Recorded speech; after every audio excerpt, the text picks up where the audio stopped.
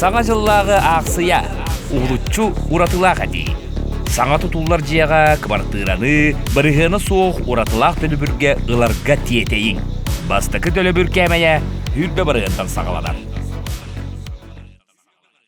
Үті күннен сәттелі очыраттақ тағарытын сағалата о күрдік әдден көйін бүйінгі күні о күрдік 90-10 үхіс күні Россия бәчәті онна журналистар күннері болар енігінен беределақтар бітін коллегалар бұтын едестіне ғадели бітін көңілін журналистар күннерінен онна бәчәт күннен с днем печати России о күрдік сәттеледен бері өт бейіне неделеден аттақ Ол күрдік беге культура, искусства, тула, кәпсәтәбет, кинематография, ұры, тойук, музыка туғынан хүдді қалбаға кәпсәт яқпет көнде доғыттар.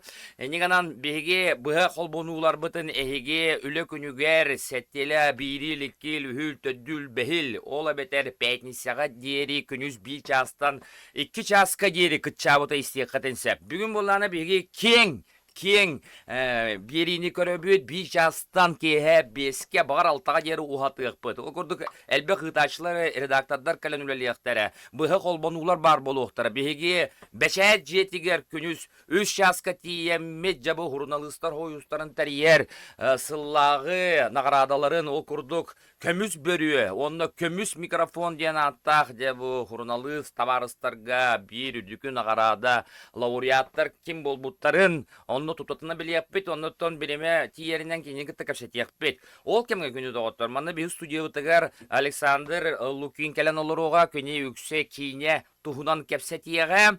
Онна бәтәме қолбонуларда, оны үксін мен қолуыра бәчә жедеттен тақсығым. Докудық Артика медиа компанията Ч студия сәттелі ден атта берейтен сағалата. Беге мақтаны әтібет, беге Этергерлы бу берилер таққалдарғар өңіліқ жоннор бұтын оқыдық магистрал туту компанията. Кені специализированный застройщик болар Петра Алексеева, оны Лермантурова, улусалар бұға ике ардыларғард, бұлсыларғар дейхаймыла. Улухан орағай тұтылдан әрер. Ступени ден аттақ 16 әтәстәқ улухан орағай, білген аттан үст-үстен таққа онны Олар квартира бар болуқтаға бет, квадратуратынан, онтан болағана сүз-сүбәтін ұлбыттыр үйден қаттары. Бүгіне хеттім, олықтыр қытта кәпседа жудым төліпөннен. Енген болатты бұл магистрал пирме туту компанията. Оны өйден істен специализированный олата олақ аналы өретті әқтер. Бұраттан бұл сақа хәрін олықтақтара, хақатчаттара, әреттері тұтатшылар өлелі қамны сылдалылар. Сәп, енген болана бұл кендер өңілерінен бұл беге берилер бит сәттелі ден аттақ, ол өтер неделі ден аттақ бері бит тақсар. Антон, браулаты бұл маңната стрим, мен өдір бен өтті хин аражияны күтті сен сәп, мен өтті аражия журналист боларын бұғытынан әметтен бұл көяр хетімегер Тахин уркуттан бар бын 2-12-лерден тоқтолы хуқ, бысталы хуқ, арас қабанна берилері оңырын тахар бұппы. Тоқтан ис ихняғы үлетін онтон ходротата білбетім. Әредәктер бұғытынан, журналист бұғытынан. Онтон бүгін боланы де бұл бейгі бәуі күспүтінен ола бәтер артическая медиа компания Ч, студия Ч. Дейбі өтәпті. Бүгінгі бұл әттелі неделі жанатта берилетін сағылығы. Жәрі білейін боланы күні доғыттыр, бастықы қолбону бұд, она әтәбет бұл әттелі неделеден беребет бейқа сыл аннара өттігер сәттелі сонунлары ден атта бері дақылды.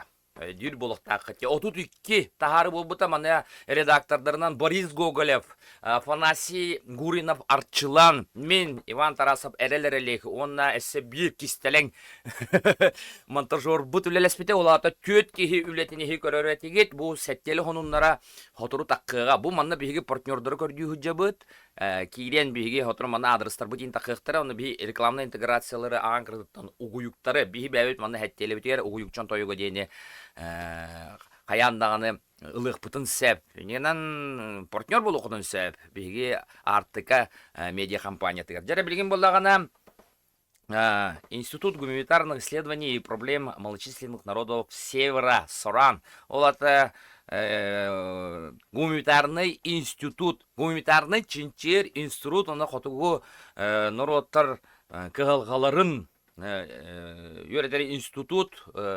пресс-секретаре Борис Гоголев. Жарата атырбыт Борис Гоголев билген быга пирге холбонуга. Билен тур куяр сетиме.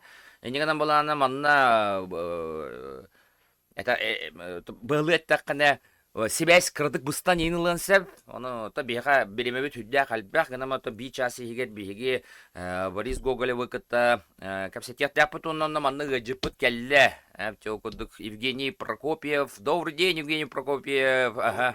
Да, скоро мы его пустим сюда, я с ним поговорю, и борозды правления Евгений получит ровно 14:00, дорогие друзья. И наша передача перейдет на русский язык, потому что у нас передача называется «Неделя», и поэтому мы будем общаться не только на якутском, но и на русском. Так что, дорогие друзья, всех поздравляю с наступающим Старым Новым Годом, желаю счастья, любви.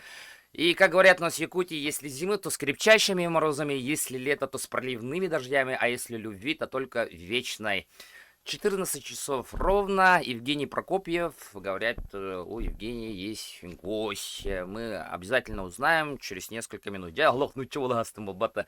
Сахалы тылынан, медиа уран тыл бытынан халгы кәпсәтәбит, сәттелі, ола бетер неделе. Беги культура, искусство, үйрәктәхин, спорт, үлі үйрәктәрі, бұтыла беге кәпсет япытын бар өте специалистері күтті оғыды беге қай сұнтартан, чорапчыттан, мәқ аңластан, таттан, сақауыз терен, тоқ бар мұнықтарыттан, общественный корреспонденттер біт таққықтара. Оқырдық бүгін программаны қараты кәпсире өп бола қадыр. Борис Тимофеевич қолбамақ қолырыр. Білген кене пресс-секретарь, институт гыжыттары кәтәһәр журналисттары олохан кыжас дирин историялах былытын оюнскай института болла дехепте аспут үйе аллах бу хүбәс олпутсуларыгар бар болбул на сахарны үйрәктә бит институт болар гуманитарный чинчиер оны хотгу народтар калгаларын үйрәтер институт пресс-секретары Борис Гоголев. Борис, так, блин, кылгас тоқтубулга баранлы хайын, Бориска, блин, атын хебәһенә әриен кияқпит, анта холбануq бот. Бейді бұға пиге королары болақатына, маны кейленгі сереге комментарий сұры yoqutun сәп. Әпте, бейха төттөрі, тос, маны, бәбі тиккерді бұзыға кәпсәти бар болуқтақ. Ненан жа күнді истәчілер, күнді көрәтчілер, бұл подкаст бұғытынан ол әбәті араджия қайысқаттан әме әттелелер кәлім бар болуқтыра, онына әсі қатар маны түмәмет сонуны ең күрдік тұспа новостной колонконын ұруқ бүттен әренері бит. Сәттелі ғынунлара үлеләді ағана. Сәп, Борис Гоголевы кәтәе бит, жәрі күнді доғаттар, ол күрдік білін қылғыз тоқтылығы бары қайын де. Мағыстыралы көддірі қайын, оны бәбіт тұға бет, манна көддірір ұғыюк чан тойғы бар болағана, манна әкрамытығар тұроран иғиқ бет. Партнердырың рабыт күні доғаттар. Ча студия. Саңа жыллағы ақсыя, ұғылытчу ұратылақ әді. Саңа тұтулар жияға кыбартыраны, бірігіні соқ ұратылақ төлібірге ұларға тиетейін. Бастықы төлібір кәмәйе үрбе бірігінтан сағаладар. Чә, инdik hepti. Toytergen bir bastığı gün settele birite şuraktene olurur. Bugün Борис Гоголев, Борис Ütü gününen bastıdan turan jurnalistlar günlerinden, beçet gününden, atırbıt, institut press-sekretari Борис Гоголев. Men bastan hağarım hep, manna bebebiden xaldasavıp bu halaq.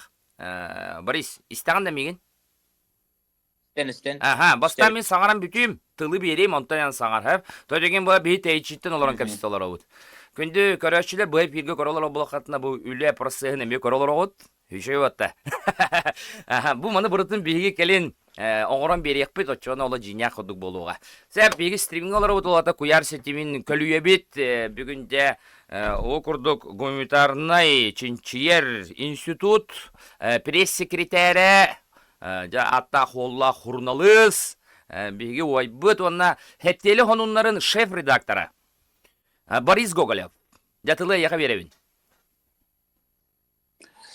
Өте күнінен күнді көрәшілер, істәшілер дейқа, онатын бастан тұран бүгінгі Россия журналистерін күнін ұлыған бұбырағынеға Россия бәшәдің күні ден олата оқсай аттақ. Оғынан барата бұл журналистер бары оқсай бұбырағын Олар 93 güne. Ondan da bari biri de lehterben İstiraktan agaddalibin ayar tutarlagat össä sitihila buluktun jonga hergagan rokka tohabatulatan istinden. Jeddebin de tabii ki institut putuhunan kepsetaqa bu yıl bihiqa 2025 yıl bu tıl gumetane çiçi wanna qodoğa yaqsanan rottar problemalan verter institut terillimde toğuhon sıllat toğuhon Tohon narat tüger bu institut terillimde. Olata bihiqa Otut bu 5 yıllık. dağını otut 5 yıllıqa o takarat.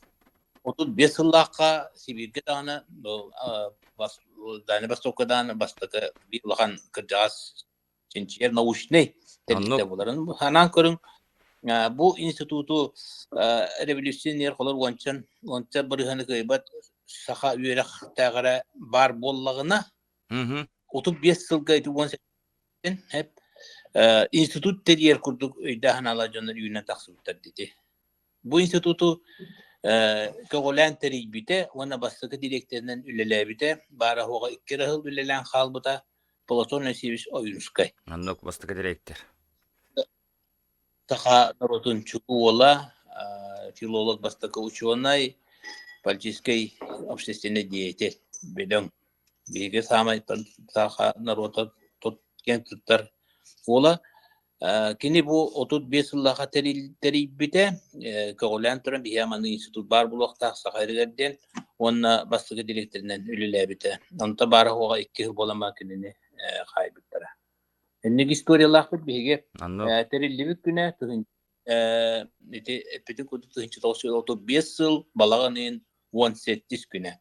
Sen Ona bu hulda biga aha, Boris, ola kırıtık. Turanlı kayın gıdan bana manna tun bihge hurnalistler bolar bu bıhtına tana aracıya öyle ettere olak pati. Jamanna tun bihge Jokuskaya aracıya öttü 1931 sıllaha ete öttü di. Aha. 30 etedu.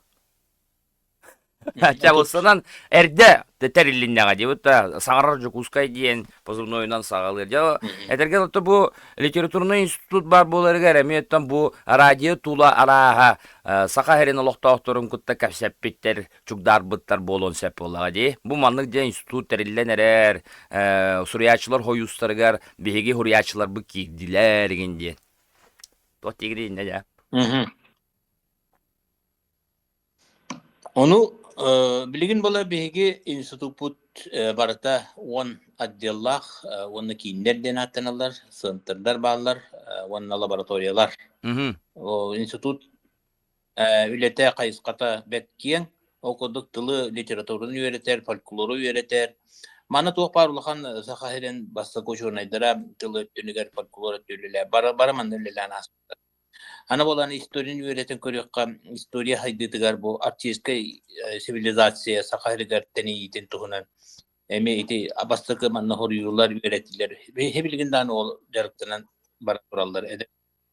Elbaq uçunaylar bağlar eme etinen arkeologlar uqtara bar addiyallara eme fan addiyal bar. Arkeologiya, etnografiya, etnologiya.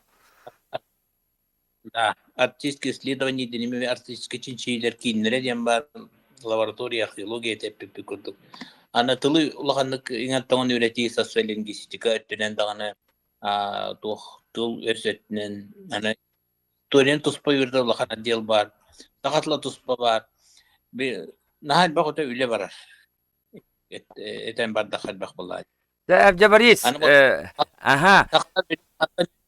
Sakalar kantan yüzke piti den bilgin demek ki bana torbatta.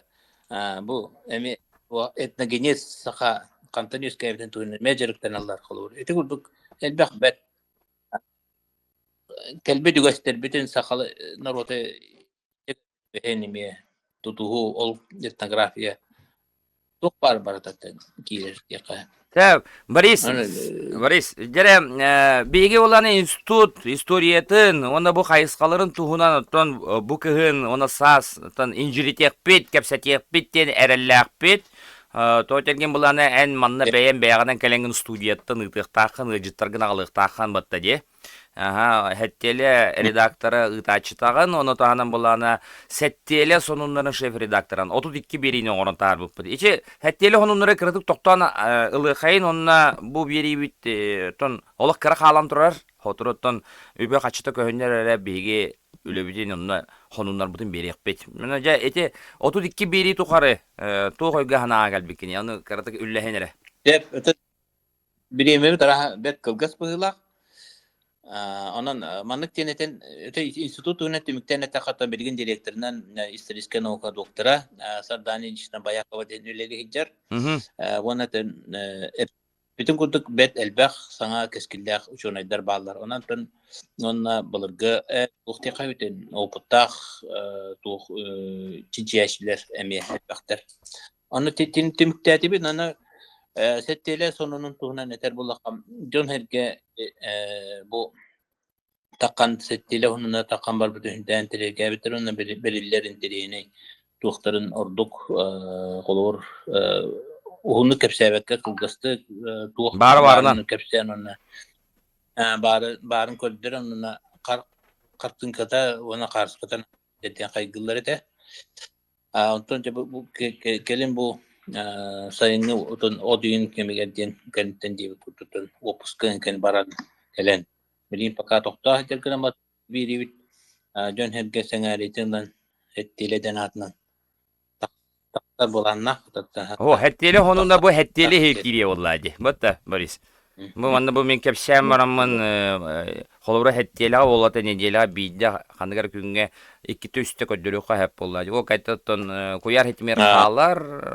eteme beta tuspa historia onça hılından tukan araha sığınata ürdeni here bolu to tegi historia halar vallahi burata Avsuna ben bu tuğ diyene tekanadı bu manlık format kim batülü pennah diye anlık kolor kam aralığından kolbanı dane kolor bu hettele taharların körüyor kahep birileri kahep diye anan hünde odobnay kana dane kolbanan katanan olur bakun kam bar kiran sen onu olanı bigi ıngıreti bit kören kiren bardaktarına bu bihidin bilin körü olur orjundan kören körü kaynalar kolora çaton hina ayak ki var ebisep ondan hin bir katlahının körüyoktur diýändi bunu onda katlahını kören baran allara suruyar sirege kayanı tuhtiye kahep bolla diyem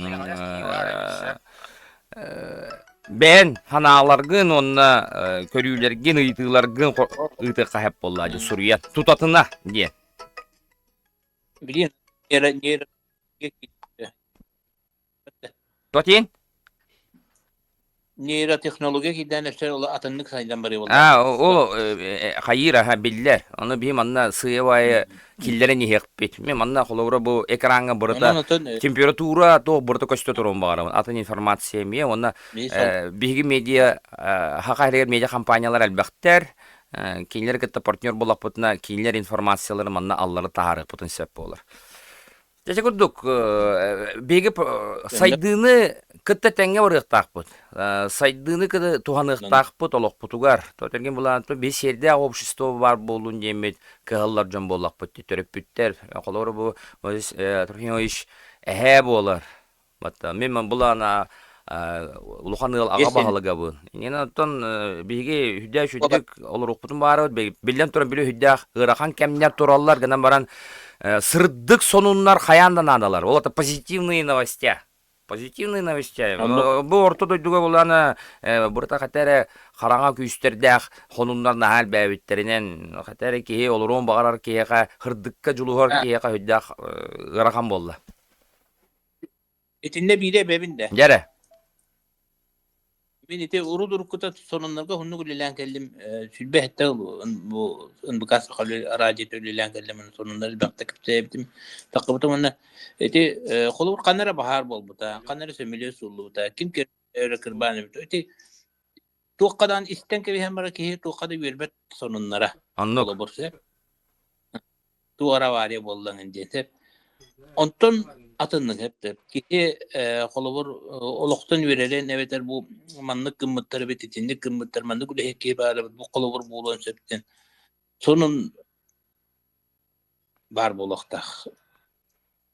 Kuhan sonun den onluk Hı hı. tan şüge kihini yiter onun var bu olukta den. Anı bunu tabi. Оннук бия бие сақалар олонқо тойдута культура утин сүддах дерин сылай бу гуманитарный институт аппыт. Тоғон сыланнан аттыр бабу улуу оюнскай. Бу жигинен хака омукка хака эрин олоқтоқтыргыр улухан белаха жигинен. Оны биги бу өйдөбөккө жабыт.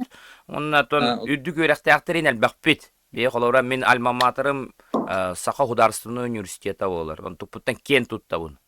Те бу саха херин альма матергар үйрөмитим ден. Ол выпускнига болабын ден. Алар не курдук кара булакана то биги бир университетте ажар булак потте. Эн история филологическая этинде. Вот. Мен историческая бын.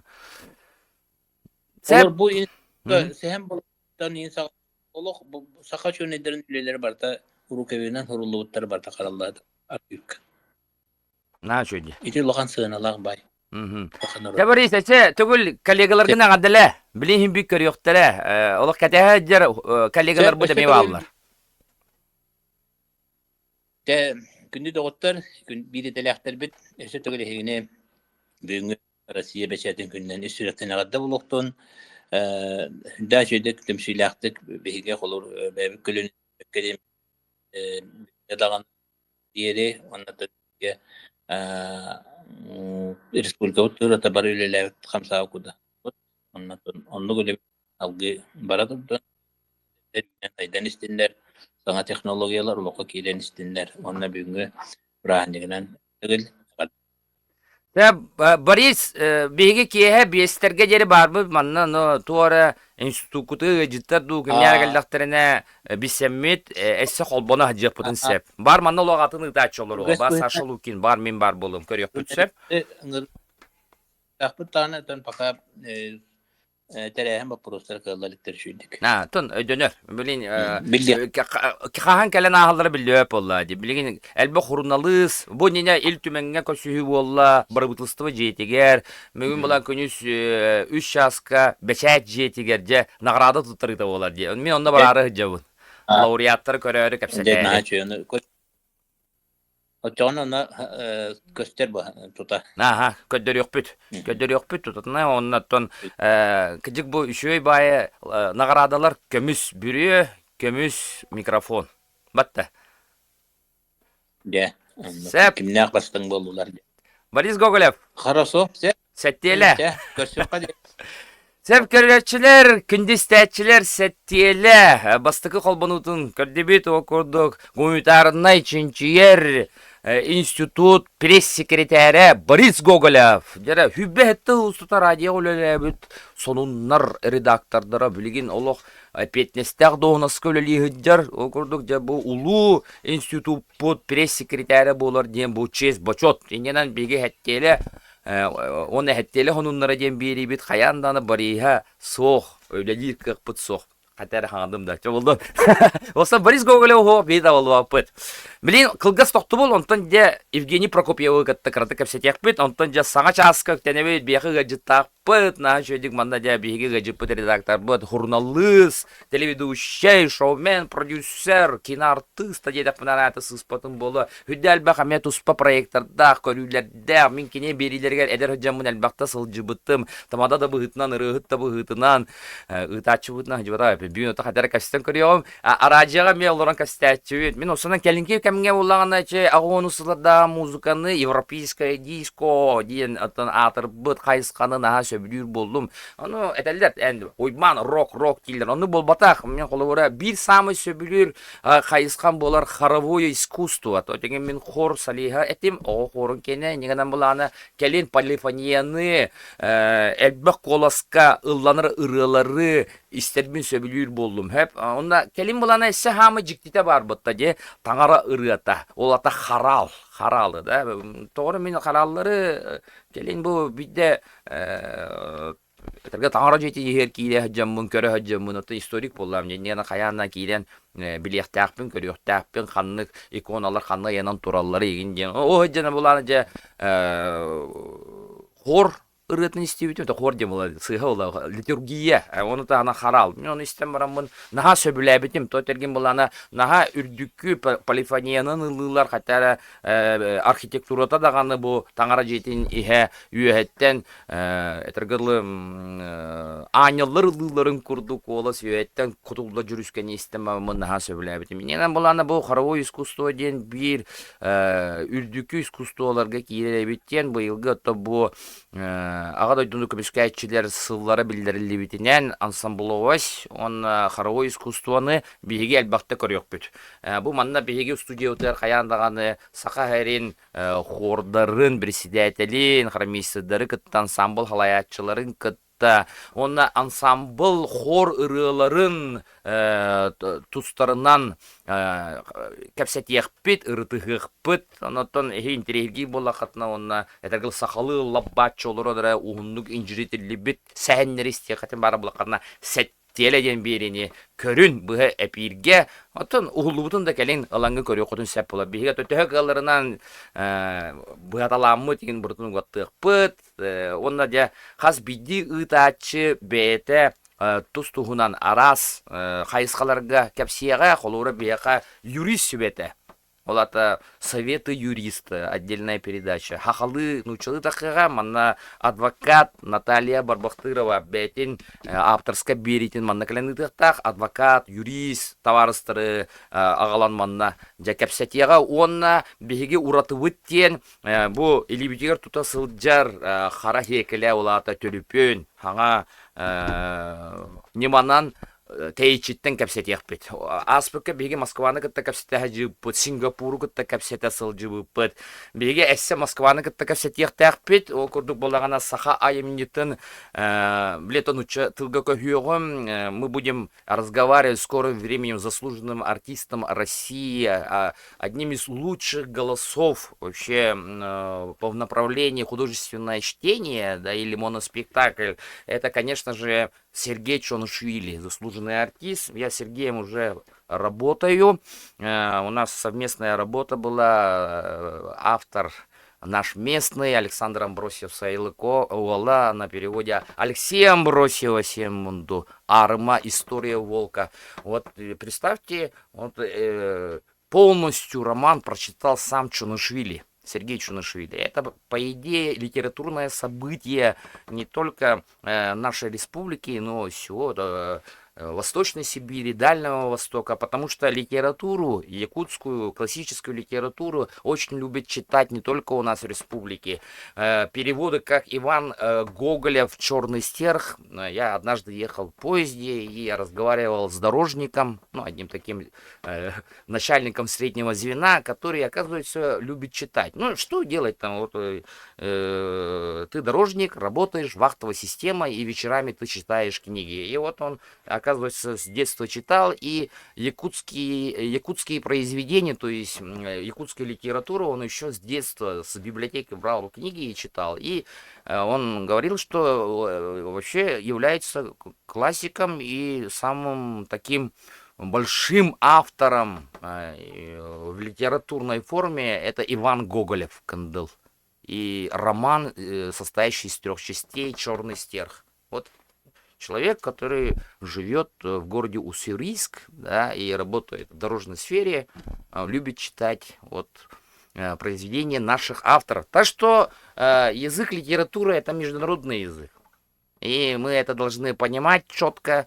И вот такие чтецы, как Сергей Чунашвили, они неспроста прочитали это, можно сказать, 5 часов, без часу так у него надо открытого текста, причем в художественной форме. И вот такие вот чтецы, простые произведения никогда не читают. Но он согласился из-за того, что он удивился. Был такой даже примерный вопрос, как: оказывается, у вас есть литература? Я говорю, да, потому что у нас есть институт литературный, где работает Борис Гоголев. Сәбде хақытлыға төттіркі хүйақайын ол күрдік сәттелені көралар. Білін кілгі соқты бол, он тұғы жіппітін кітті, но Ну, чытылынан көпстәбіз әптененан, тылбын өспін, қаяққа надо. Тотем олары, білім неқпен надо. Сәп, Линкл Гаслақты ғаварды ұйықчан тойуға, сәттелені көрілер от. Саңа жыллағы ақсыя, ұғылытчу ұратылақ әді. Саңа тұтулар жияға квартираны, бірігіні соқ ұратылақ төлібірге ұларға тиетейін. Бастықы төлібір кәмәйә, үрбе бірігіntан сағаладар. Иван позвонил мне вчера в 12 ночи. В 6 утра он Да, снова именно, мне да. писал, но я спал, слава богу, в этот момент. В 11 утра, ну что же, не придешь, говорит, ну куда денешься? Да, он Конечно. ровно в 12 часов выступал. Вот видите, да? А в гостя с костюме. тобой привезешь, говорит. Я говорю, ну я постараюсь, но не обещаю. И слава богу, что один из опытнейших вообще людей, которого я знаю в сфере телевидения, сегодня Да день ты что? журналистики, Ага. один из светил якутской журналистики сегодня будет с 2 часов в нашем эфире. Дамы и господа, не переключайтесь, я думаю, что будет очень интересно и пообщаться с этим человеком. Будет очень интересно и узнать, особенно это касается журналистов, бывших, будущих, ну, бывших не бывает журналистов. Журналист он или есть журналист, или он не журналист. Этот человек как маяк, знаете, на ночном небе якутского телевидения, к которому стремятся все более-менее понимающие в этом деле люди. Это очень уважаемый человек. Пока я не говорю, как зовут этого телевизионного Интригу держим, да? журналиста, да, но я обещаю, будет очень интересно, мало того, будет очень душевно, и я думаю, что будет очень познавательно. О, Евгений, спасибо, спасибо. Какой сюрприз. Я буду специально выйду отсюда и буду держать черное зеркало свое и смотреть на ваше общение, и как профессионалы вообще телевидения. Я-то по большей части радиошник. Как бы, да, я через радио все время общаюсь, и поэтому много, наверное, говорю, да? Разреши тебе сейчас задать вопрос. Вообще, Так. как ты ощущаешь себя на этом месте? Пока непонятно, но опыт радио. Я вот ощущаю, как будто я сижу в эфире в радио. Потому что, 10 лет, и как редактор радио я как-то чуть-чуть там поработал, получается. И вот стрим, подкаст, вот эти новые как бы терминологии, я в самом начале как-то не понимал, года 3-4, и потом начал тщательно изучать это явление.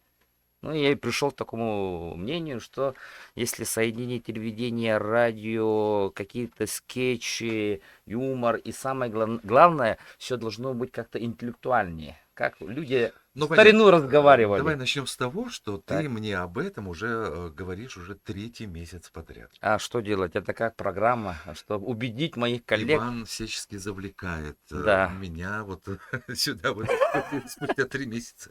Наконец-то мы здесь сидим вместе. За 3 месяца я, понаблюдавши так за Иваном, вижу, что энтузиазм не только не иссякает, но и обрастает новым мясом. Я вижу здесь, в этой студии, 2 очень хорошие камеры, 2 очень хороших микрофона, 3 супер картины за нашими спинами. И я думаю, что все будет хорошо, Ваня. На самом деле, здесь же можно не только вещать о каких-то новостях Да. насущных, Мгм. но и давайте какие-то интеллектуальные, как ты сказал, сейчас Да. программы, может, описательного характера, Да, может, этого вообще не подготовленные хватает. у нас. сюжеты заранее сюда вмонтированы. Можно всячески заинтересовывать зрителя, поэтому и не только зрителя, но и я надеюсь, что и рекламодатели появятся. Это же Будут на уже. общественных же началах у тебя вот это. Не, мы, одним словом, своим коллегам всегда говорю, мы скидываемся трудом. Ну, Мы вот же как-то видите. специалисты же, мы должны как-то вещать, и тем более нам дали вот удостоверение, сказали, вы журналисты. Это же... меня, наверное, не считают журналистом, если что, да? Я считаю так, да, на данное время. Хотя я являюсь лауреатом, там, золотой микрофон у меня есть, да, но... кто пишет, там, телевизионщики, из-за того, что радио это как-то для них считается каким-то архаикой, уже древним, как бы, да, средством связи. Все время как-то радио, не вот так. Тем более классического вида. Но знаешь, проработав 8 лет на радио России Саха, я Так, ну это скажу, большой опыт. что вдруг что случится, все сразу идут включать радио. Да, почему-то так. В машинах мы слушаем радио. Да. На кухне у нас играет радио, в комнатах стоит тоже вещает радио. Какой там ты жанр любишь? Разговорный, О, я и музыкальный, разговорный. новостейный, всяких разных сейчас радиостанций очень много на любой Очень. вкус и цвет. Так что Ну, мне кажется, что радио нельзя ни в коем случае называть архаичным способом передачи данных. да, есть товарищи, которые так думают. Я просто вот не все, конечно. Старшее поколение всегда связано с радио. Я до сих пор Маяк слушаю. Сейчас появился еще радио Спутник. Вообще крутые радио. Вот, радио Россия тоже слушаю. Информация же там передаваемая редакторами, ведущими, дикторами, это бесценно. Но И моя любимая станция это Ретро ФМ, если честно. да, конечно. Мы очень много будем говорить о вообще движении диско европейское, потому что все-таки мы еще музыканты, какие-то певцы, и мы любим вообще какие-то, например, я, допустим, рок люблю, а Евгений, ну, все знаете, Дитер Болен, да? Да, это мой старший брат, если что. Если что. Я шучу, конечно. Так, ну, Евгений, сейчас я уже пойду на Дом печати скоро, там торжественное как бы, вручение. Оттуда должен выйти, и тебя будет заменять Александр Лукин. Это у нас киношники будут.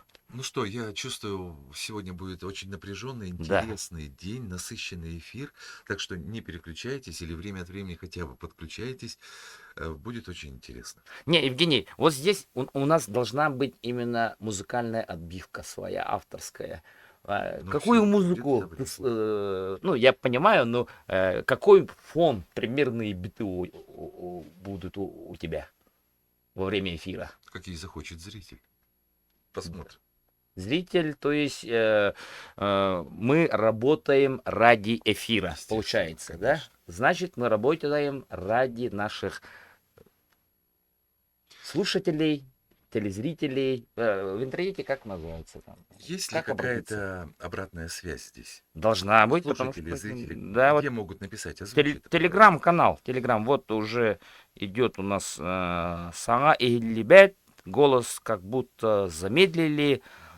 С профессиональным праздником, с открытием стримового ТВ. О, Нина Корнилова. Спасибо. Спасибо. огромное. Вот здесь выходит, оказывается, видите, да? Да. Мы только-только начинаем.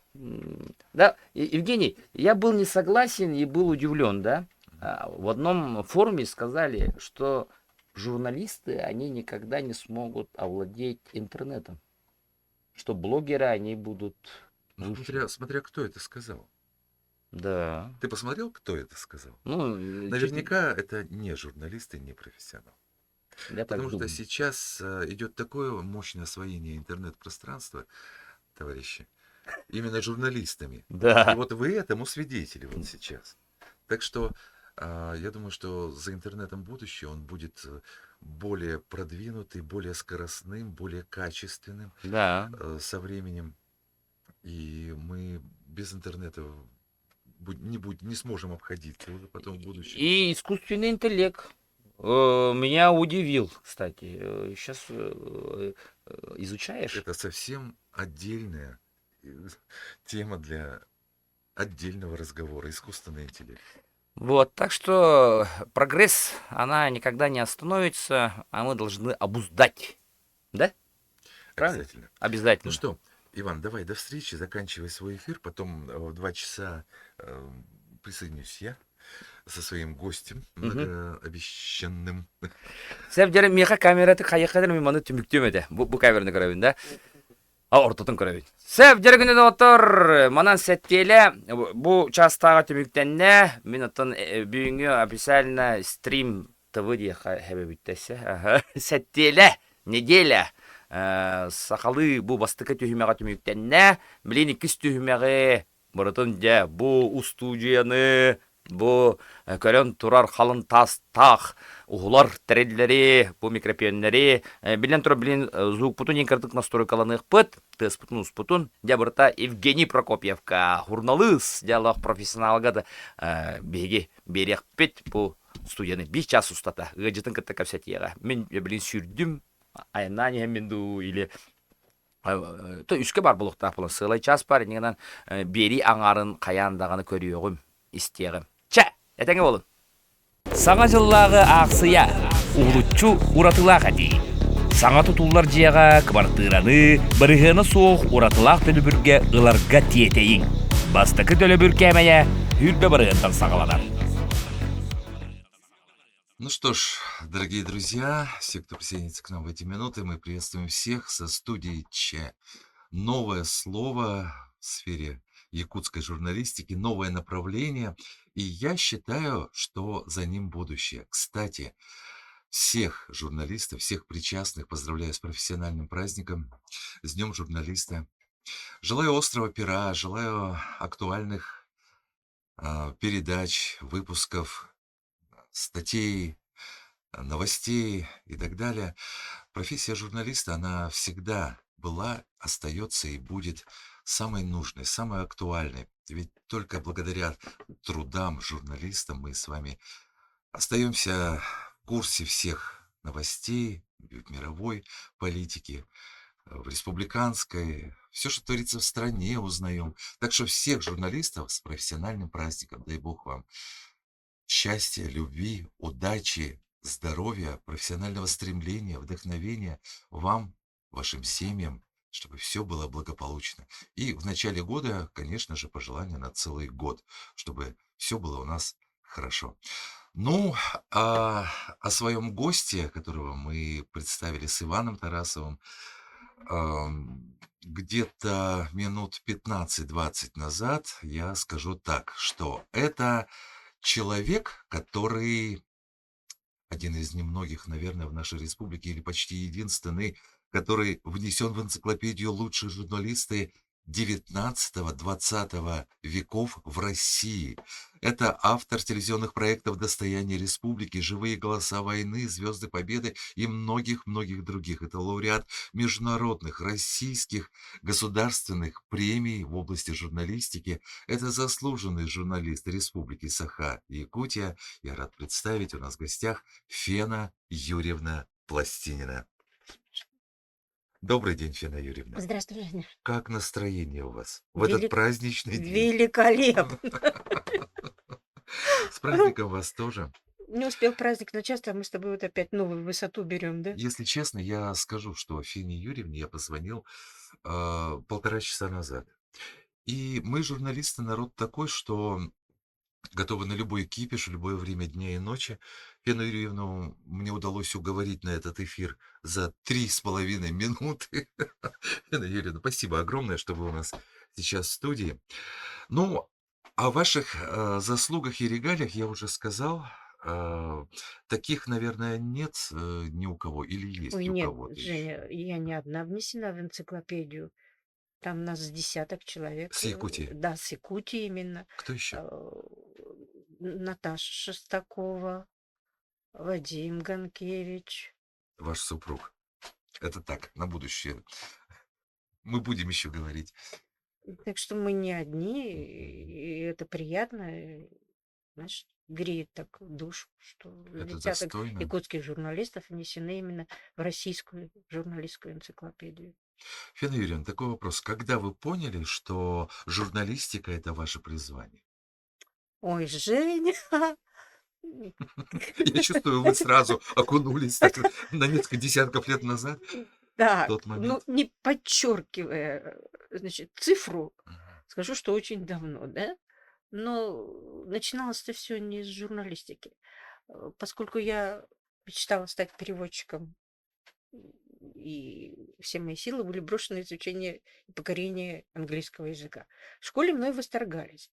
Прихожу на вступительные экзамены, задаю, я говорю, тексты было очень легкие, и получаю неуд. Вышла, ну что делать? Прихожу домой, бабушка с пирогом, на фортепиано стоят букеты цветов. Ну, надеялись, что, ну как же так, расхвалили, да, и раз сама я стремилась туда, все будет окей. Но не окей. Ну, и я сказала, я пойду погуляю. Я пробродила полдня где-то по городу Якутску и остановилась почему-то у ректората. И имела наглость и дерзость зайти туда, попроситься на прием к ректору и попросила разрешения, чтобы мне разрешили сдавать дальше экзамены. Мгм. Мне на этом листе нашем, значит, пишут, что разрешают. Я сдаю второй экзамен отлично, я сдаю третий экзамен отлично, я сдаю четвертый экзамен отлично. И я иду на пересдачу. Такая уверенная, ну все. А оказывается, по правилам ты пересдаешь тому же педагогу, которому ты сдавал первый раз. И я достаточно трудный был текст, но я считаю, что я справилась. А она мне говорит, вот если бы вы в первый раз так сдавали, я бы вам поставила 4. А поскольку вы ко мне пришли второй раз, я ставлю вам 3. И все, я не добираю баллов. И мой переводческий факультет, который в Иркутске, летит все в тартарары. Я расстроенная, Мгм. с мечтой, ну, тогда же все категорично воспринимаешь в таком возрасте, в 16 лет, да? Естественно. Да. Есть мечта Но или нет мечты. и я тяну эту лямку, значит, ни туда, ни сюда до сентября месяца. И вдруг в сентябре, я, значит, вру, не в сентябре, в конце августа, я появляюсь в Якутском государственном университете на филологическом факультете и спрашиваю, возьмете? Они говорят, а вы где, девушка, были, так долго бродили? Мгм. У вас все 5. Я говорю, ну, так вот получилось. И я иду вольнослушателем. Иду вольнослушателем. Через 2 года я становлюсь студенткой филологического факультета. Это при условии, когда ты сдаешь все очень хорошо же. И заканчивая университет, я радовала своих педагогов, что из меня выйдет великолепный филолог, потому что тема дипломной работы была очень дерзкая, как написала Клара Оршевна Варшавская. Да? Она была посвящена Одесской школе Мгм. писателей. Это Шкловский, Бабель, Ильф, Петров. Ну, уникальный материал. Тем паче, что кафедра дала мне направление, и я работала в Цгали. Я оказалась в гостях у вдовы Бабеля. Я познакомилась с исследователем Льва Толстого. Невзначай в Цгали мы познакомились. И вместо дипломки получается почти кандидатская работа. Это значит, нужно сдать просто кандидатский минимум, да? И вдруг ко мне, значит, когда я защитила дипломную работу, подходит женщина, представилась, Елена Степановна Миронова, и говорит, вы не хотели бы поработать на телевидении? Это сейчас мы Елену Степановну воспринимаем как легенду якутского Это телевидения. не то, что легенда, это крестная мама вообще Крестная мама, телевидения. да. Крестная мама многих маститых журналистов, которые сейчас есть, да? Это вообще удивительнейший человек. Это такой талантище, я не знаю, который любила всех и вся. Что вы ощутили в тот момент, когда она предложила вам работу на телевидении? Вот же честно, ничего. Вы что, тут у меня в голове Бабель, да, столько эмоций, Одесса, да? Чего стоит каждая новелла у Бабеля в Конармии? Это же, ну, не уникальная кладезь, там, я не знаю. Я тогда в восторг, захлеб, тут какое-то телевидение. А ради интереса, она говорит, ради интереса, вот я хочу, чтобы вы пришли, я бы пришли и провела с вами экскурсию. Так. Я пришла, поскольку время до нашего общего банкета, когда все защитят, вся группа защитится, было еще время, да? Я прошлась по телевидению, она посадила меня, показала эфиры, Елена Степановна, объяснила, ху есть ху, кто есть кто на телевидении, да, чем занимаются. Вот. И говорит, я давно к вам приглядываюсь.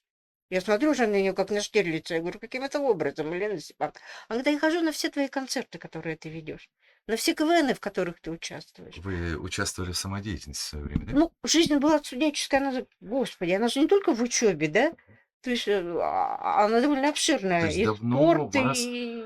заприметила легенда якутского телевидения. Я-то этого и не знала. Это вот у нее вырвалась такая Получается фраза, так. да, она говорит, я давно за тобой следила. Мне нравится, как ты владеешь залом, как держишь его, как ведешь концерт, да. Попробуй. И я попробовала же. Мгм. И когда попробовала, я поняла, что без этого телевидения я не смогу. Это отвечая на твой первый вопрос. Вот так оно вошло в мою жизнь. Оно могло несколько раз уйти, была такая возможность, да. После того, как я поняла, что моего одного образования филологического мало, я закончила высшие режиссерские курсы, я прошла стажировку и работу у самого Ворошилова «Что, где, когда», да.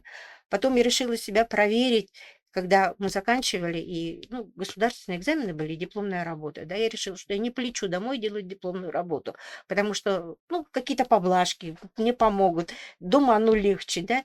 И я, пролетев мимо дома, я делала дипломную работу в Магадане.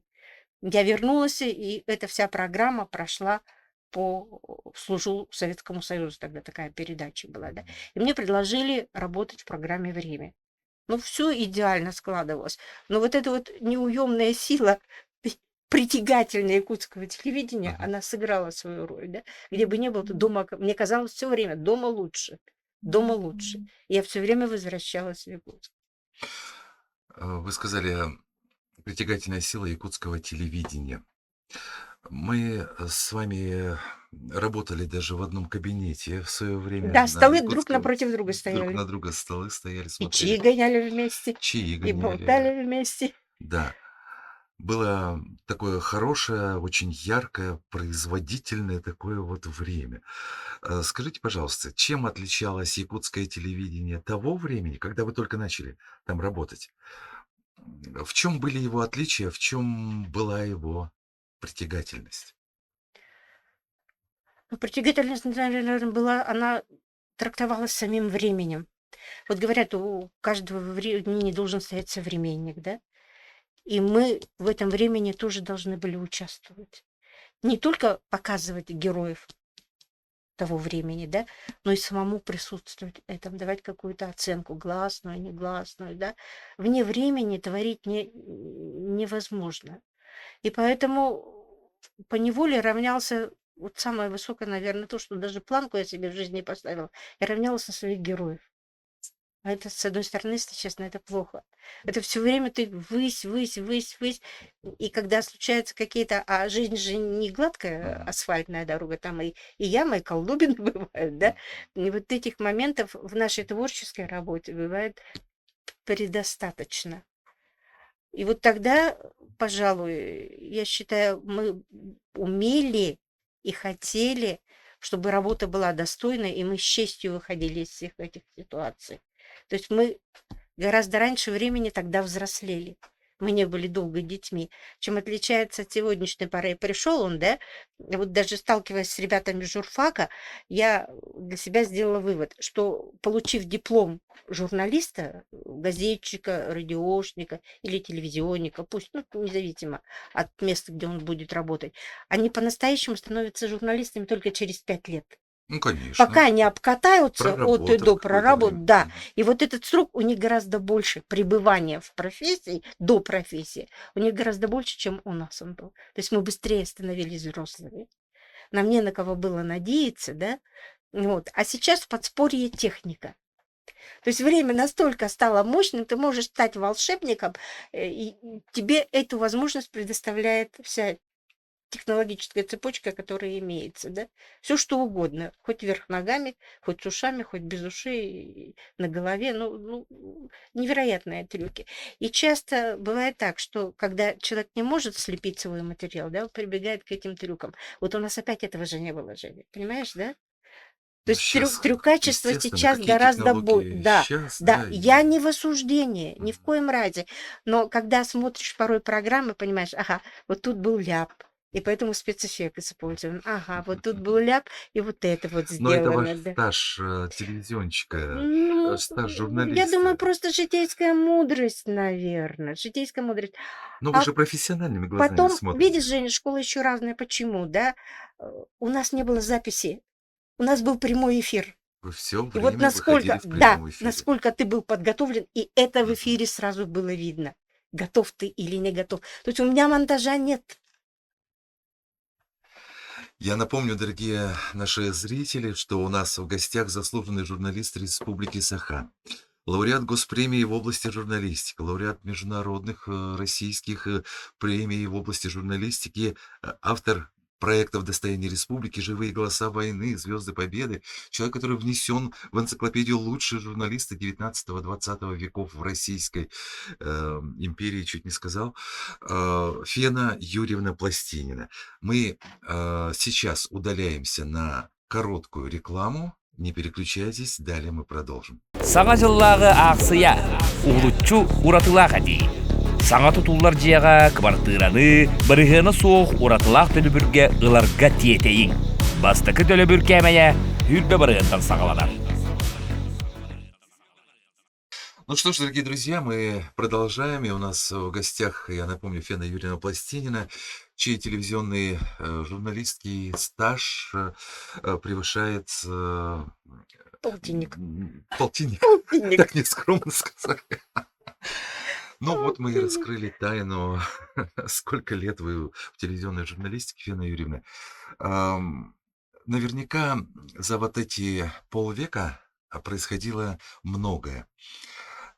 Назовите, какие яркие, самые яркие моменты в вашей работе профессиональные происходили вообще, я имею в виду не случаи, конечно, из жизни, их было, наверное, миллиарды, а какие-то телевизионные проекты, какие-то вот имена яркие, громкие были. О чем бы вы вот сейчас рассказали в день журналистики? Ну, их много, как ты говоришь, Женя, да? Но я бы, наверное, вспомнила 3-4 проекта. Один, потому что был настолько дерзкий и экспериментальный. Тогда директором телевидения был Коля Петров. Пришел, говорит: Фена, надо что-то придумать вот необычное. Вот вот с ног на голову поставить. Долго мы думали, ломали голову, придумали мы наш комментаторский день. А я же говорила тебе, что тогда прямой эфир, записи нет, да, значит... Были только Да, прямые а эфиры. телевидение это не газета и даже не радиошник, когда ты сама один приготовил материал, договорился с гостями, да. Это телевидение, это бригада. Это бригада. И если у тебя хорошей твоей бригады, коллектива телевизионного нет, один ты на телевидении ничего не сделаешь абсолютно. И вот мы тогда все очень дружно навалились на этот комментаторский день. Вот. И я рада, потому что, как ни парадоксально, он был одним из первых, кто получил золотой микрофон, да. Вот. Дальше пошли выше. Опять Николай Ваганович: Фена, надо придумать такое. Вот я тебе привел девочку, Свету Трофимову. Надо с ней такое замутить, ну, чтобы ух в эфире было. Ну, хорошо, ух, так ух. Вот. И мы сделали нашу точку кипения. Действительно, эта точка кипения настолько долго кипела. Вот. И призы сыпались один за другим. Мы со Светой вылетаем на фестиваль, и международный фестиваль, и получаем несколько призов. Причем один для меня был особенно важен, потому что одна из этих работ, она не прошла на республиканском экране, она была положена на полку, а на фестиваль мы ее повезли и показали. Вот. О чем была эта работа? О танкере Кулаковском, который затонул в Тиксе. Довольно интересное журналистское расследование с побоями, с разбитием камеры, с выкидыванием нас с объекта съемок. Чего только не было тогда на этом фильме. Ну, то есть, как бы этот проект состоял из нескольких фильмов документальных, да. И мы получаем в Владивостоке 2 приза. Как лучший сценарий и за лучшую режиссерскую работу. Вот так была отмечена наша точка кипения. И 2 самые преогромнейшие и самые важнейшие из важнейших проектов для меня лично — это «Достояние республики», о выдающихся людях моего края, моей родной земли, и живые голоса Это войны. 2 легендарных проекта, которые, наверное, те, кто смотрят якутское телевидение, наверное, в курсе, что это за проекты. Это которые много лет подряд не сходили с экранов, и люди, зрители ждали эти телевизионные проекты, потому что, ну, они были настолько проработаны и качественны, что смотреть было их одно сплошное удовольствие. И Я сейчас, в данный момент, совершенно не удивился, что вы упомянули именно вот эти проекты. Может быть, расскажете о них подробнее? Как зарождались? А, Тоже о ярких моментах, о ваших героях. Но дело в том, что удивительных, уникальных людей в республике много, да, но поскольку мы с предыдущими проектами работали очень долго в архивах и в Государственном архиве, который у нас в Красногорске, в Москве, у нас накопилось очень много хроники, Мгм. интересной хроники о республике, и мы стали подбирать эту хронику к нашим героям. И получился портрет на фоне эпохи. Так. Ну, будем говорить, что тогда это называлось авторское телевидение. Нас оно настолько захватило. Мгм. Сейчас, пожалуй, его даже и нет. Умер этот жанр, к сожалению, Мгм. на наших экранах. И мы тогда занялись.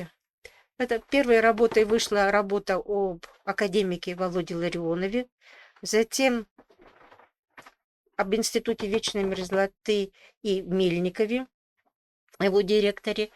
Затем у нас вышла работа о Валерии Кузьмине, и так пошло и поехало.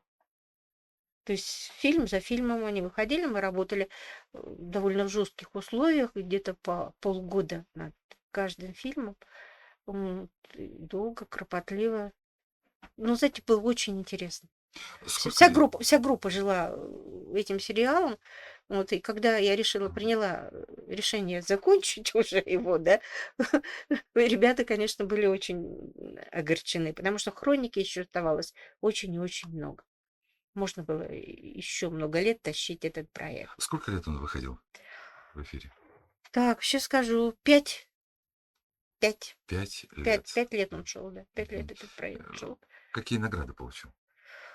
Ой, наград очень много, да, но 2 для меня очень дорогие. 2. Они присвоены на международных фестивалях в Санкт-Петербурге. Оба этих фильма, они в разное время показывались. Один фильм – это «Иссех Победы», это из сериала «Живые голоса войны». И второй сверхобожаемый, сверхлюбимый с названием «Один день и вся жизнь». Он тоже посвящен нашим блокадникам, вот, якутским блокадникам. А Иссех Победы, он посвящен первому Иссеху после войны, самому первому Иссеху после войны. Мы провели журналистское расследование, нашли всех, кто был отснят на хронике.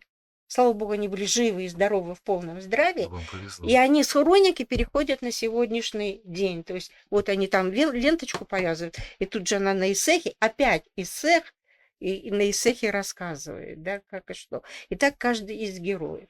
И вот Санкт-Петербургский, вот знаете, московские фестивали, они всегда такие суматошные. Мгм. Скорость, темп, там все взахлеб. А в Санкт-Петербурге это все вдумчиво, это все так тонко, Мгм. все так мудро. Потом долго думаешь, когда тебе отзыв сказали, да, ты долго думаешь и перевариваешь это. До таких тонкостей там тебе анализируют. И поэтому для меня телевидение Санкт-Петербурга, ленинградское телевидение, ну, это самое тончайшее, искусное очень телевидение. Да. И поэтому 2 их работы, вернее, за 2 работы, которые они присудили нам в разное время, вот эти призы, они для меня настолько памятные, да, настолько дороги, настолько вот греет душу и щемит. Фена Юрьевна, каким вы Вот, кстати, видите... Женя, прости, перебью. Говорите, говорите. Ага. И когда Саша Лукин на свой страх и риск попросил меня озвучивать фильм «Государственные дети», я согласилась, потому что темы перекликались. Вы еще и озвучивали Ну, фильмы? это маленький секрет и мое, да, и вот такой пунктик в моей биографии. Вот. Я согласилась. И вы знаете, что удивительно? Я вообще очень бережно отношусь к этой теме, да? А у Саши фильм на озвучивании все шло гладко, сладко, и вроде бы я не дублировала вот, ну, большие такие работы, да, целый фильм, там героиня идет, центральная героиня.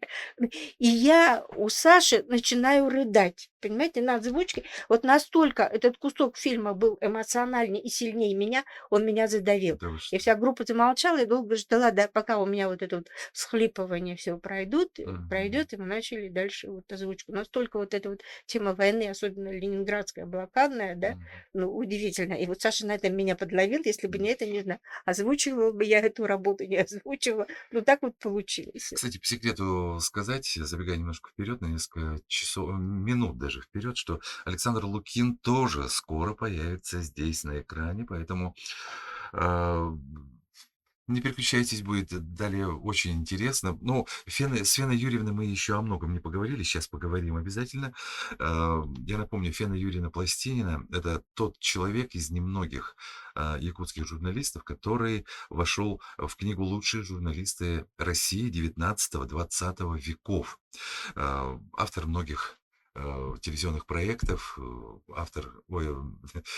обладатель очень многих престижных государственных, международных, российских госпремий и заслуженный журналист Республики Саха. Далее в нашей программе еще нас с вами ждет подключение, прямое включение с также очень интересным человеком, очень информативная беседа, я чувствую, намечается.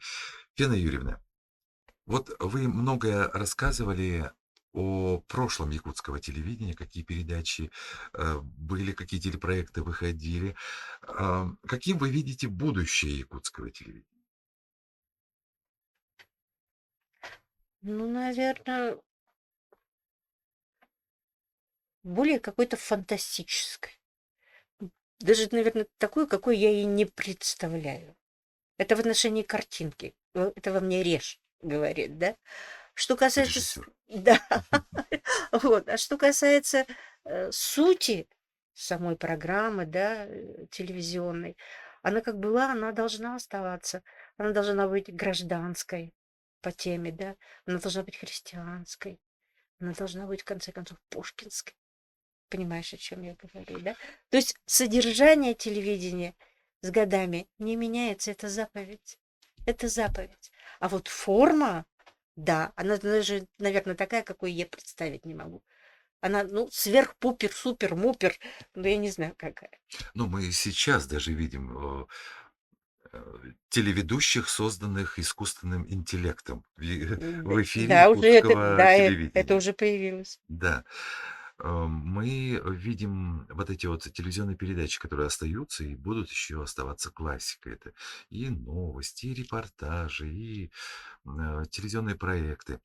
Но мы с вами, дорогие зрители, уловили очень тонкий такой намек Фены Юрьевны и пожелание якутскому телевидению стать более красивым, наверное, Интеллигентным.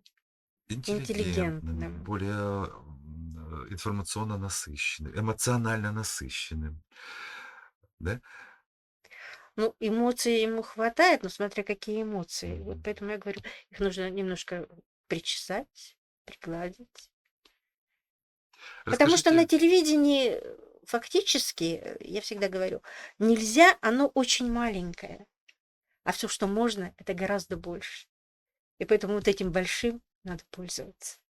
кстати, Фена Юрьевна Пластинина один из таких персоналей современного мира, которая не только сама себя отдала вот, жизни, отдала телевидению, служение телевидению, но и семья-то у вас тоже телевизионная.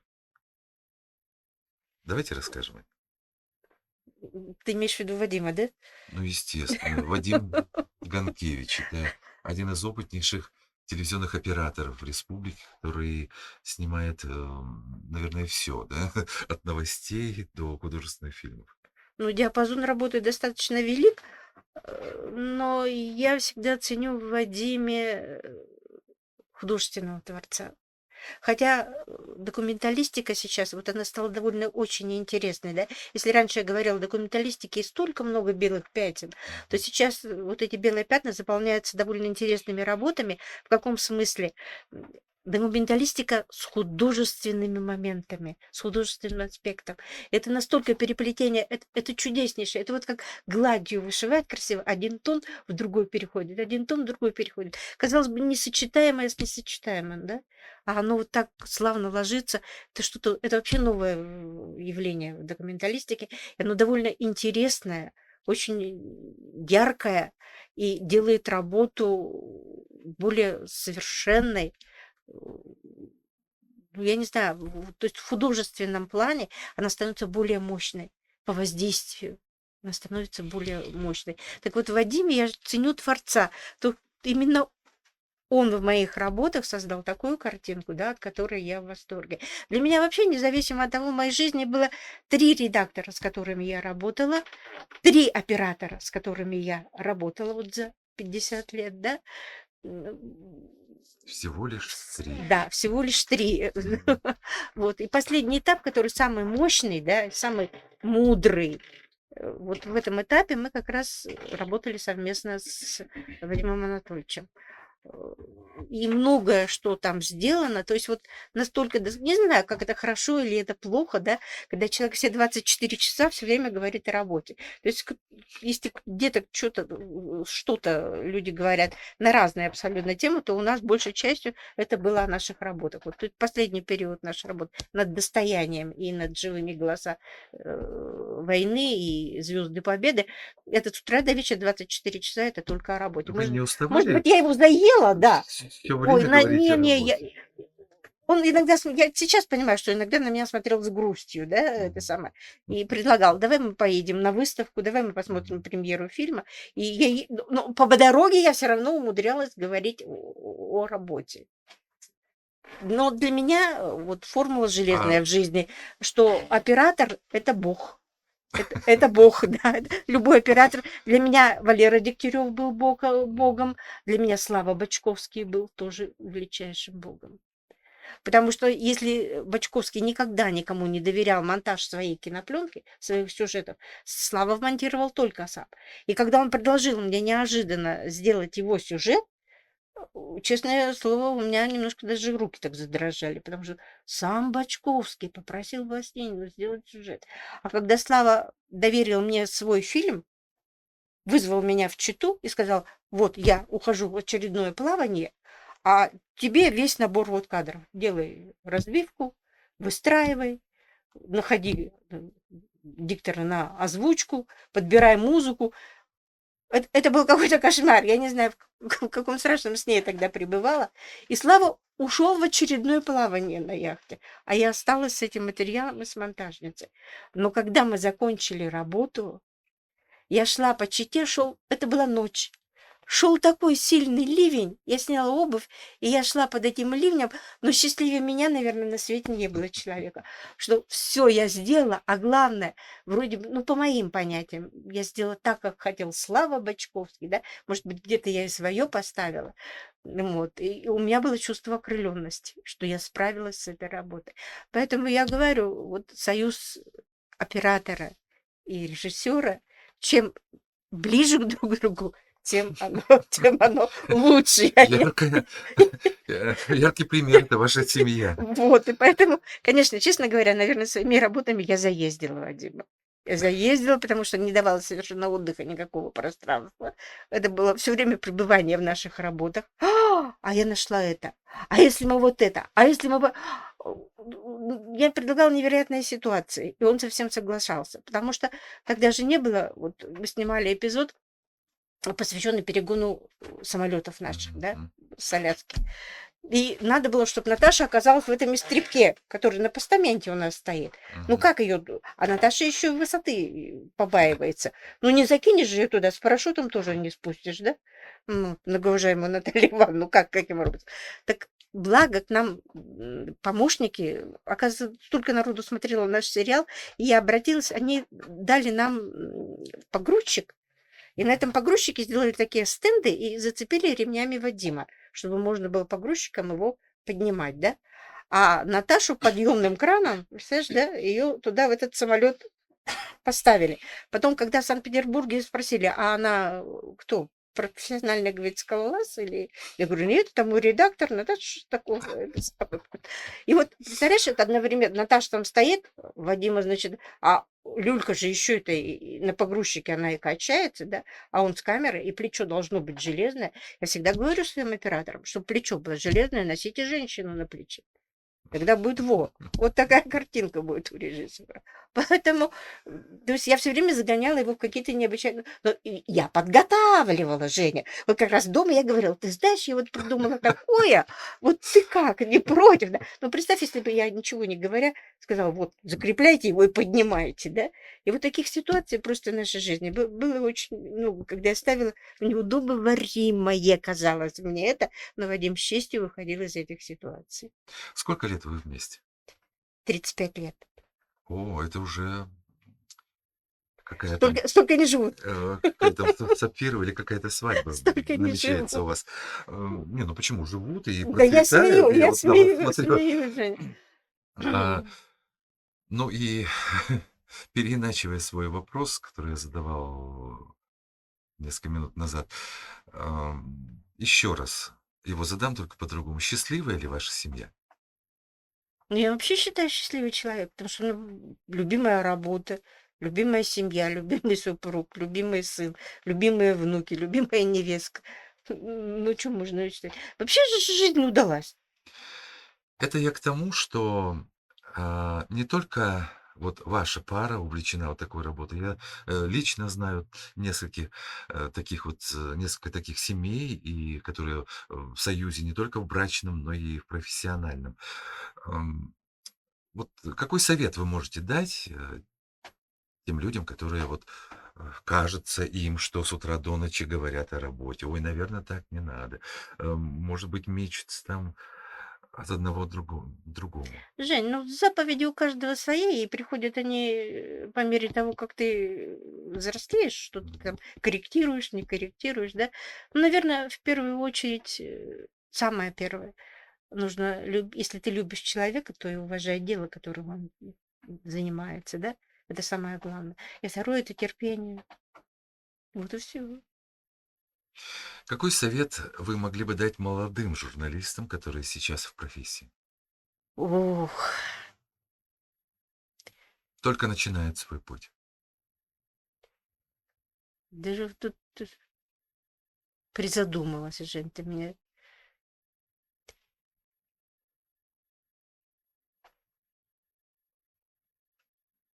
Не знаю. Прямо так не Нынешняя, знаете? не знаю, потому что нынешняя журналистика требует людей волевых. Нынешняя журналистика. Мгм. К сожалению, этой воли пока в молодых журналистов я не вижу. Пока. Как это проявляется? Как проявляется проявление неволи и как проявляется проявление воли? Да по-разному, Женя. Даже вот с юмором к тому, что когда человек сдает вступительный экзамен, поднятая целина человеку попадается, да? Ну, школьный объем, в общем-то.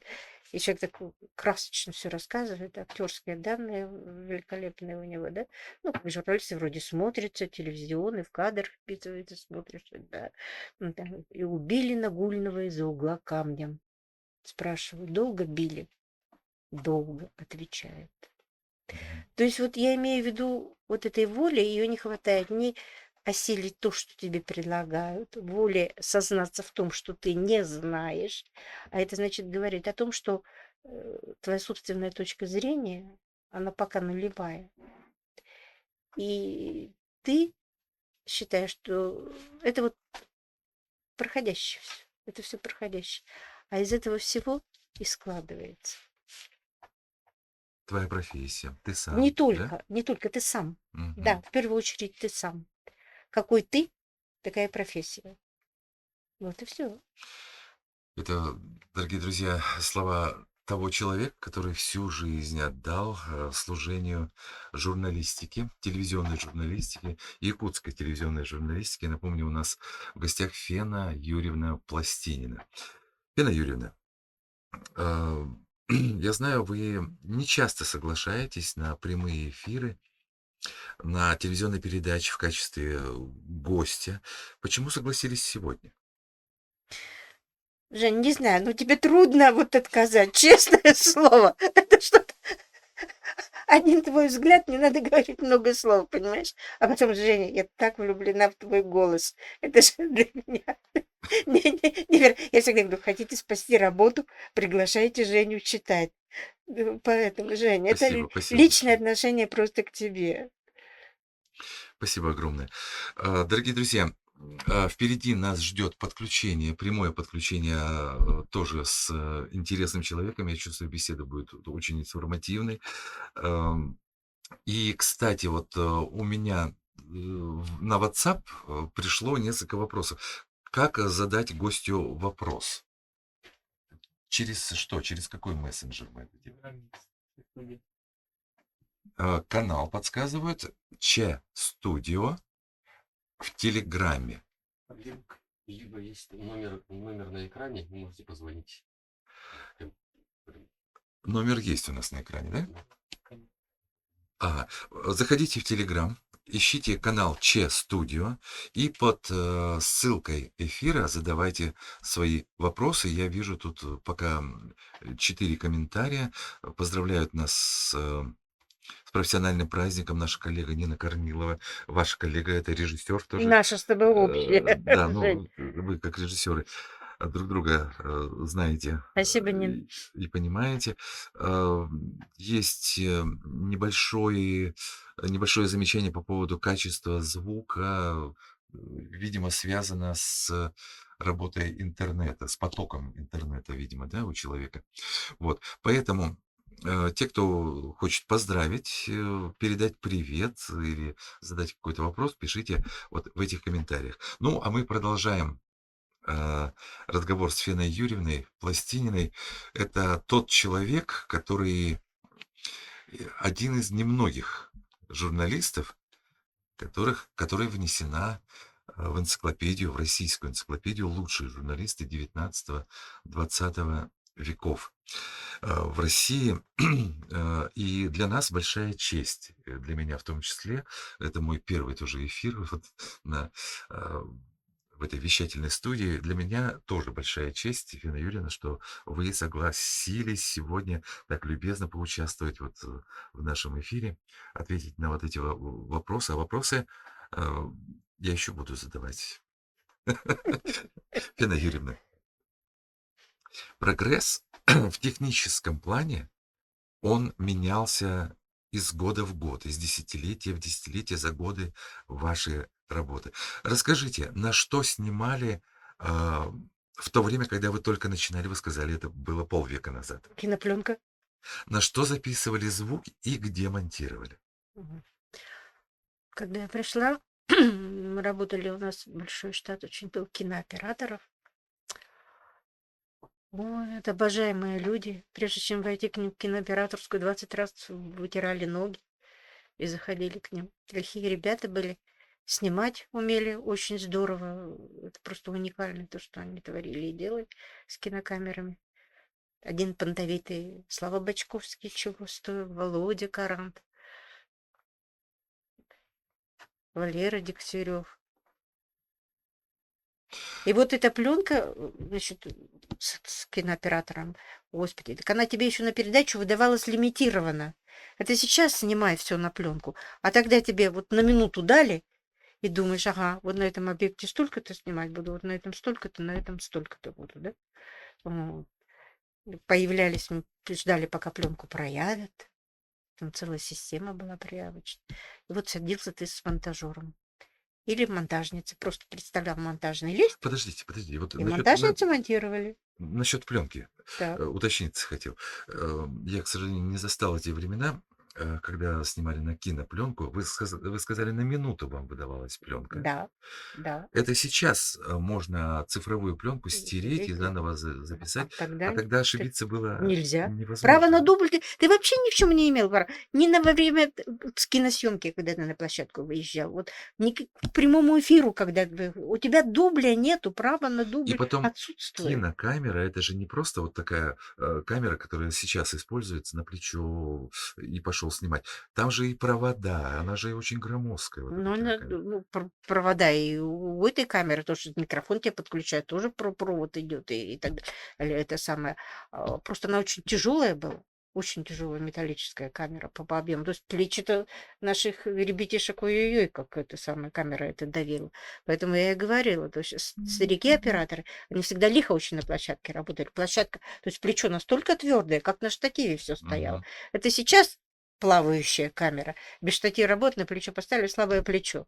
И плавает в эфире, плавает. Поэтому я всегда своим операторам говорю, носите женщину, повторяюсь тебе на плече. И все, и будет устойчивая площадка. Поставил камеру, она стоит спокойно, он тебе снимает, как будто как со штатива. С кинопленки, я говорю, то есть монтажница монтировала. И когда Слава Бочковский доверил мне фильм, для меня это, я говорю, ты знаешь, вершина блаженства, счастье было. Сам Бочковский, мэтр, такой вот позволил себе, да, что фенопластинина монтирует его фильмы. Это редкость большая, потому что операторы очень болезненно воспринимают, когда кто-то касался их кинопленки. С кинопленки мы перешли с черно-белой, мы перешли на цветную кинопленку. С цветной кинопленки мы пришли на видеозапись, это были кадры, большие такие бобины, большущие, это самое.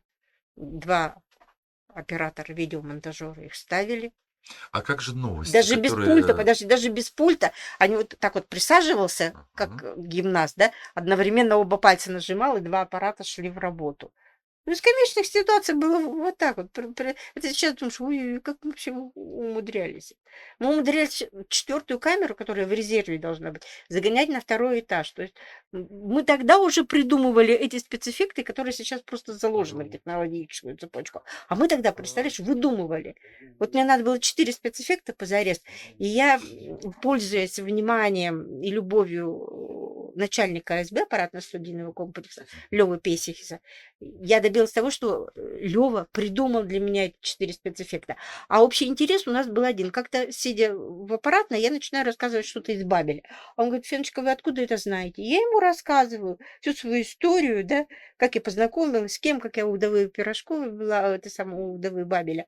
Он говорит, а вы можете мне дать книгу? Я приношу ему книгу, она с дарственной надписью. Конармия Бабеля, она с подписью жены, значит, это самая Бабель. И все, у нас завязалась дружба такая с Львом Наумовичем. Так потом у нас, знаете, как в детском саду. А почему, говорит, Пластинина это можно, а нам нельзя? Понимаете? То есть вот анекдотические такие ситуации, как маленькие дети. И любили, и ревновали, опять же, к профессии, к работе друг друга.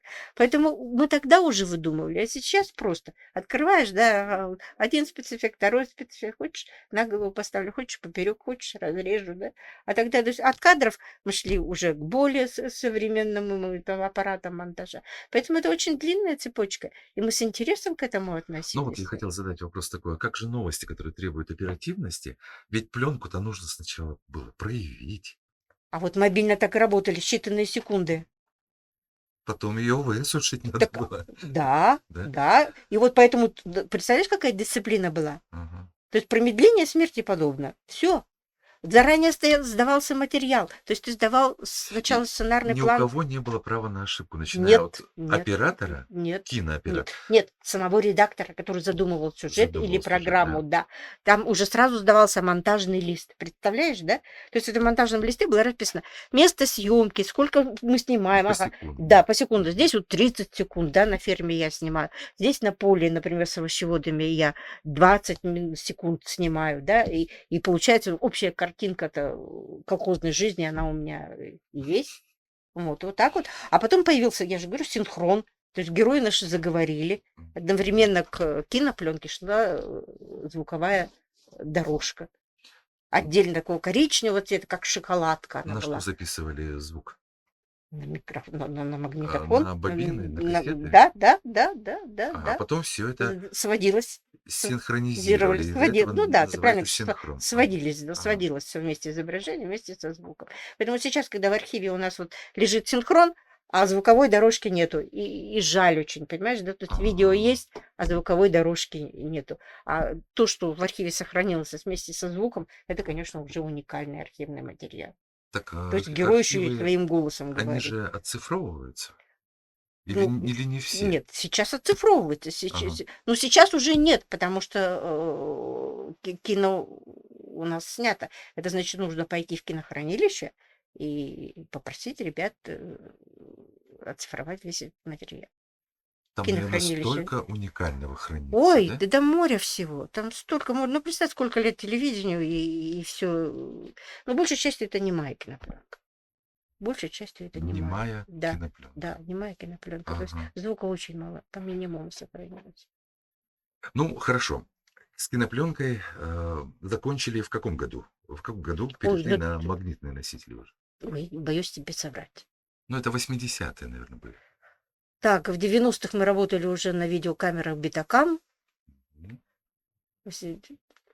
Где-то 80-х. Где-то 80-х. Как вы восприняли вот это новшество видеокамеры Betacam, когда пришли в вашу Да ты профессию? что? Я лично была в Betacam так влюблена.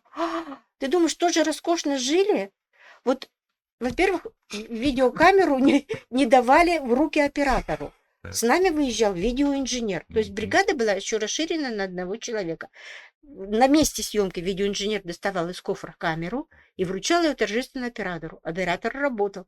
Как съемка заканчивалась, а она должна быть точно по расписанию, если у тебя по расписанию с 9 до часу дня стоит, ты 11:30 должен закончить все свои съемки. Мгм. Все, железно. 30 минут для того, чтобы прибыть на базу. Вот. Это представляешь, как опять же, что ты расписывал, да? О чем мы с тобой говорим? Какая дисциплина и какая точность в оформлении телевизионного вообще материала. Что до того, что во время того, что после того. Поэтому и этот видеоинженер забирал из рук оператора камеру, ставил ее снова в кофр, и мы ее сдавали. И ты говоришь, родненький, представляешь, вот Бог для нас был бы видеоинженер. Ну, давай еще 20 минут поснимаем. Ну, давай еще 20 минут поснимаем. И вот так вот жили. И понятия не было, наверное, что скоро вы будете снимать на файлы. Понятно. Ну, о чем ты говоришь? Не, ну трудно вот и самое, угадать будущее сложно. Понятно, что ты знаешь, что отработали рисунок, должны меняться, усовершенствоваться. Ай, услышал, у кого-то появился, ага, прочитал в журнале, да, это сам. Но тогда же тоже не было интернета. Это сейчас все это Ну, самое. когда мы с Сейчас вами, умудряется снимать даже на телефон, хотя я не признаю эту картинку. ну, вы как профессионал, наверное, не Не признаете. признаю. Мгм. Я не говорю, что плохо, но я не признаю. Ну что ж, Фена Юрьевна, вот так и пролетел час нашей беседы. Представляете? Пыток. Пыток же. Мне гораздо Вы легче, замучились? мне гораздо легче было снять передачу, понимаешь, сидеть в ней, чем в кадре. А, Я думал, я доставляю вам Не, удовольствие. Женечка, ой, спасибо тебе, дорогой, но за кадром оно как-то лучше. За кадровая жизнь, Фена она... Юрьевна, ну, ваши поздравления в День журналистики вашим коллегам, бывшим, нынешним и будущим. Главное, наверное, любите свою профессию, и она ответит вам тем же. Будьте всегда счастливы, радостны, и главное, здоровы. Вам тоже здоровья, жизненной энергии, позитива, побольше радости в жизни, побольше любви родных и близких. Мирного неба нам всем, друзья. С нами была Фена Юрьевна Пластинина, тот человек, которого я очень был рад сегодня пригласить в нашу студию. Регалия, я ее много раз называл. Поэтому, Фена Юрьевна, до новых встреч, я очень надеюсь. Женя, за кадром. За кадром. Ну, а с вами был Евгений Прокопьев. Я тоже думаю, что до новых встреч. Впереди вас ждет встреча с не менее творческим человеком, с ведущим, с автором многих тоже и телевизионных, и музыкальных проектов. Впереди вас ждет встреча с Александром Лукиным. Ну а на этом я с вами прощаюсь. Друзья, до новых встреч.